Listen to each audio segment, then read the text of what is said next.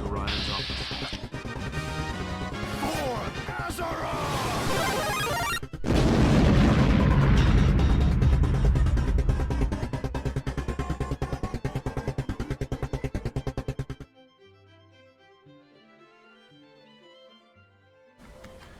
Well, this is Valheim, and if you haven't heard of it, I welcome you from the rock that you've been hiding under. Normally I would script this out a little better, have something written down, keep myself on track. But this is going to be 10 little things that I find fairly helpful when traveling around the world of Valheim, and I hope you do too. So the first thing I'm going to talk about are your beds. The bed is where you set your spawn point and you can rest. The important thing to remember is, where is your bed set?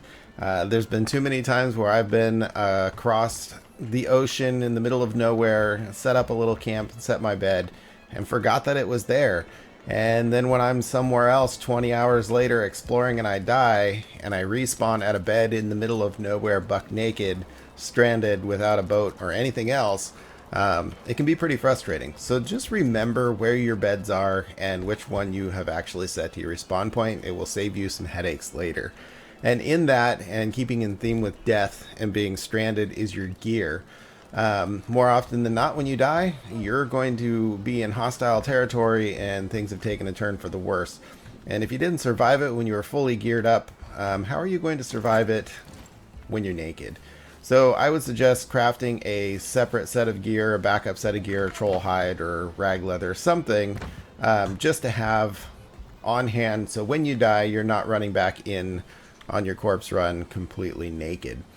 And with backups, the other thing I suggest is you've got your rafts and your boats. They can get broken by enemies. They can get broken by running into rocks, sea monsters, and if you die too far out from shore, the boat pieces sink to the bottom and you can't recover them. So what I've taken in as a habit to doing is taking, at the very least, enough to build another raft with me. And on whatever shore I land on, I'll set up a chest and put those pieces in there. So in case the worst thing possible happens, I have enough materials on hand on the shore to build a raft to get the hell out of there. And then the rafts lead me to swimming. Do not underestimate your swimming skill. If you're knocked off your boat, a sea monster destroys it, and you're a little farther off ashore than you can swim, you're gonna die. There's been a few times where I'm like, I can swim across this river. I know I can do it. And I get past the halfway point and realize there's no way in hell I'm clearing it. And then you're stuck, because swimming back, you're going to drown. Swimming across, you're going to drown. And then you're doing a corpse run one way or the other. So level up swimming. It's more important than you think. Now, cooking, make your fermenter and your cauldron as soon as possible. You're going to need the frost resistance potions, and once you get to the swamp area, the poison resistance potions, or stamina potions and healing potions. And the fermenter takes quite a while, a couple days in game time to pop out your potions. And so build more than one so you can keep them going at the same time. Now the environment, I did post a little video where I built a small camp in a troll cave using the environment. See, there's little bastards breaking my boat right now. Use the environment to your advantage. Troll caves and then like the stones surrounding some of the burial grounds, they're indestructible. So if you use those as a backdrop for your house, you know there's one side of your structure you don't ever have to worry about. Now, most of the enemies are stupid, either stupid or not physically capable to jump over pits. So digging moats or trenches around your areas will help. And then don't underestimate fallen trees. A tree laying across the ground, trolls don't jump over it. They have to walk around. So if you manage to lay out some trees, it will just help slow things down when they're coming at you. Once you've defeated bosses, you'll get waves of enemies that come to attack your homestead, or really wherever you're setting something up at the moment. So there's that. The merchant is the bane of my existence. I've cleared out about 20 Black Forest biomes on my world and have not seen the merchant yet, which is really frustrating because I've probably spent about 30 to 40 hours. I mean, granted, I'm mining and gathering resources and and running dungeons and things like that, but I still haven't seen the vendor, and it's a little bit frustrating. So I will leave a link to a world seed that the vendor is close, along with a link to a screenshot of the path to travel to get to him.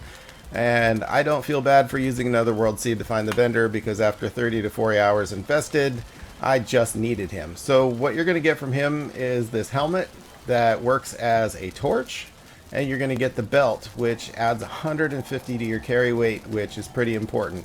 You'll also get some flesh that allows for you to build a iron hammer, which does some awesome knockback. And then you'll also be able to get a fishing rod and some bait. So finding the merchant is important as soon as possible. He's in the Black Forest biome. If you're lucky, he'll be close by, or you may never see him. Now the biomes themselves, for the most part, you can see the transitions. From the meadows to the Black Forest, the tree type and tree line change, and it's pretty seamless. Sometimes when it's dark out, it bleeds together a little bit, and it may not seem as obvious as during the daytime, so be careful when you're traveling. But some of the biomes, like the Black Forest to the swamps, since the trees are so thick, you can stumble into the swamp, and it gets pretty dangerous pretty quick in there if you were not prepared. Same as with the meadow to the plains, they are very similar. Tree types are a little bit different, but the transition is minimalistic. If you see mosquitoes, pop a stamina potion and run the hell out of there, because they will follow you forever and they will destroy you if your progression hasn't taken you to the plains, like if it's not your reason for being there. And taking it slow, you've got stamina. That's your attacking, your blocking, your rolling, pretty much your everything. Especially running through the Black Forest or the swamp, I try and keep my stamina. Once I get to 30%, I'll stop sprinting and let it charge back up, because the last thing you want is to get to 0 stamina and stumble into a nest of enemies, or an evil bone pile, or a body pile. Whatever is spawning the enemies in the area. With no stamina, you're pretty much screwed. So yeah, take it slow. This game wants you to take it slow. And then there's sometimes where jumping takes a little more stamina than running. Remember, jumping over a log, you're going to get some distance because the enemies will have to run around it. And then last but not least is the portals.